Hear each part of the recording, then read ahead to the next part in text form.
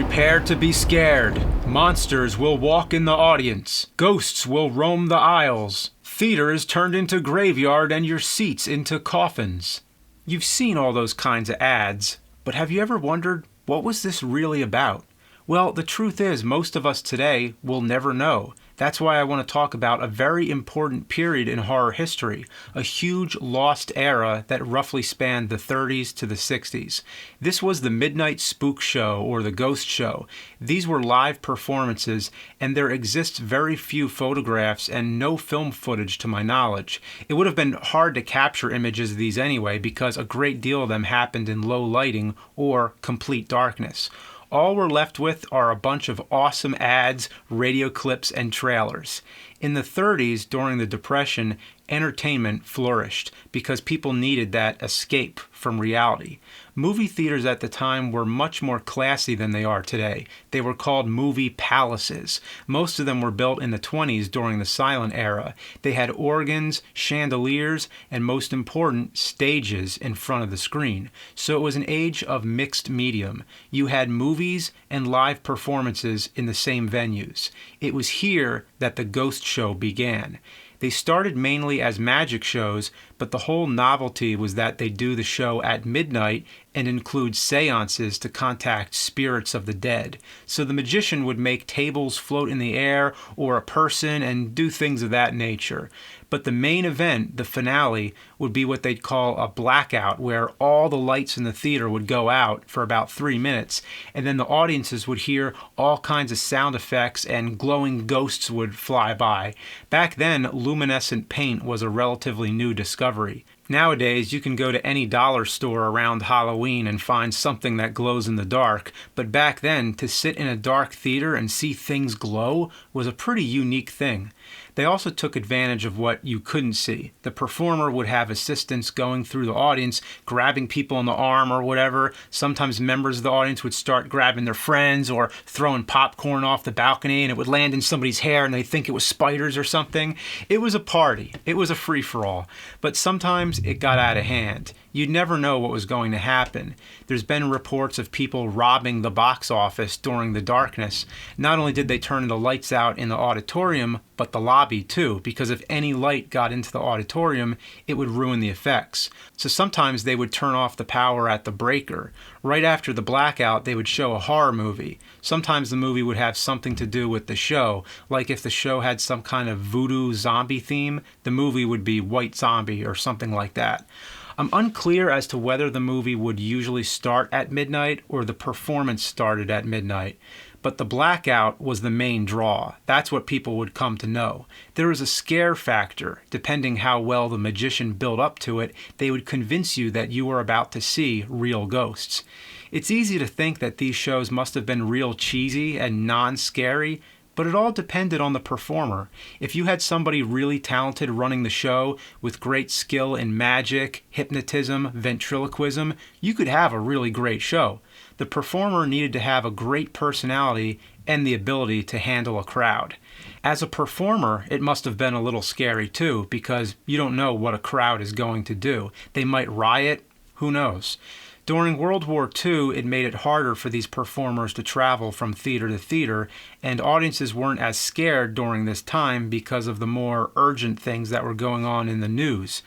By the 50s, these ghost shows got really huge again. Now, there was a new generation of teenagers going to see these. This generation had more exposure to horror movies because the theaters would always re-show the old classics like Dracula and Frankenstein. So a lot of the ghost shows would include appearances by some of the famous monsters. Jack Baker was a magician who went by the name Dr. Silkini. He would always include a Frankenstein monster. On the ads, the monster was always depicted the same way as in the Universal films, so Universal sent him a cease and desist, but after they saw the potential, they worked with him by officially licensing out the monster. So the ads would now say things like, "Direct from Hollywood, see the Frankenstein monster in person." Sometimes they'd actually have actors like Glenn Strange, Lon Chaney Jr., and Bela Lugosi show up. The funniest thing is when the ads would say, "See King Kong in person." Could you imagine going to a show and thinking you're going to see the real King Kong? But the audiences of this time were a bit tougher, more rowdy, and not as easily scared. So this is when they ramped up the horror part of these ghost shows. When you think of the whole evolution, they began like traditional magic shows, then focused more on the seances, and now it was all about horror, monster madness. Raymond Corbin would have volunteers come up to the stage, and he'd take a butcher knife and cut their heads off. Obviously not for real. They'd either turn out the lights or do some other kind of distraction while he switched to a fake severed head. But then he'd run through the crowd with it into the lobby and then up into the balcony. Supposedly he would jump from the balcony with this severed head. Meanwhile, there's a person in a gorilla suit running through the audience, ripping off people's limbs. Could you imagine? It must have been crazy. During this time, they would ramp up the sex and violence. The shows were gorier, and the female assistants would wear less clothing. Speaking of women, the advertisements would always play it up like, "Make sure your boyfriend protects you." As you'd expect from that time, it was very sexist. Even the ads would say, "See if your boyfriend is really a man. It separates the men from the boys." But often I'm sure the guys would be the ones getting scared.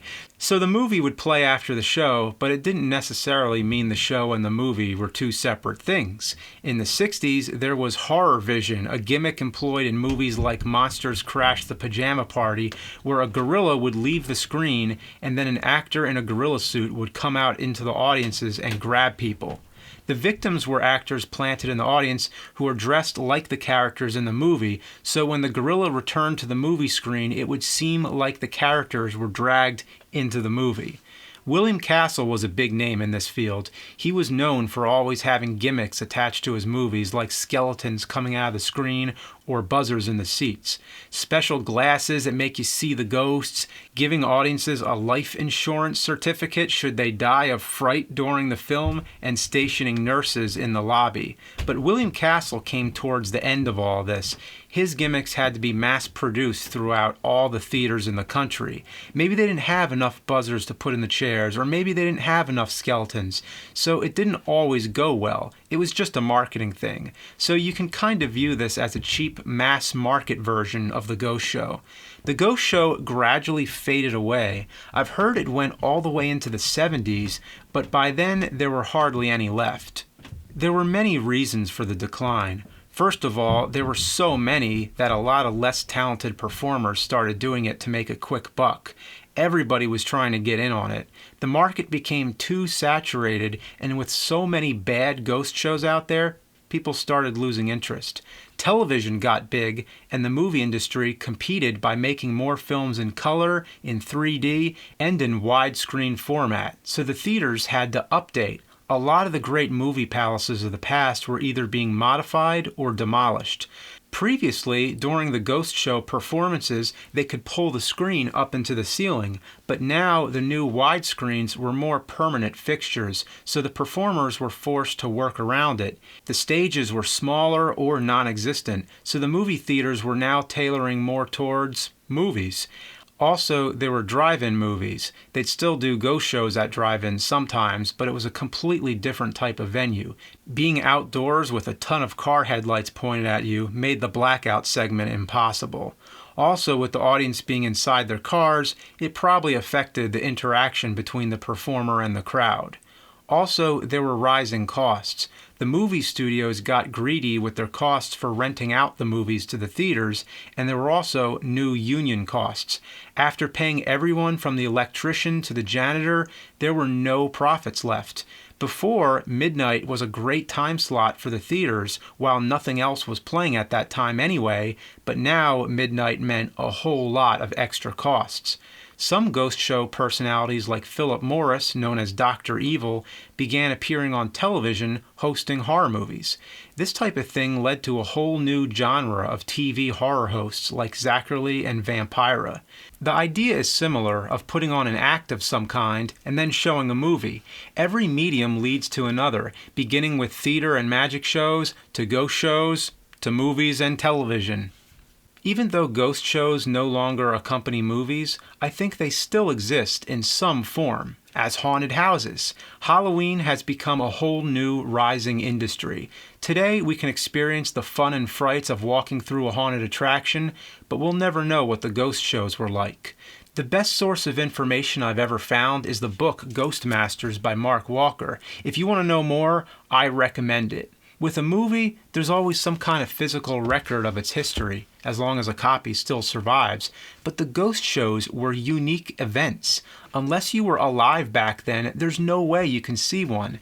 As a horror fan, it saddens me that this is something I'll never experience. Even if somebody tries to recreate one, the world is so different today. The social climate of that time could never be emulated. You'd never be able to experience the way audiences experienced it back then.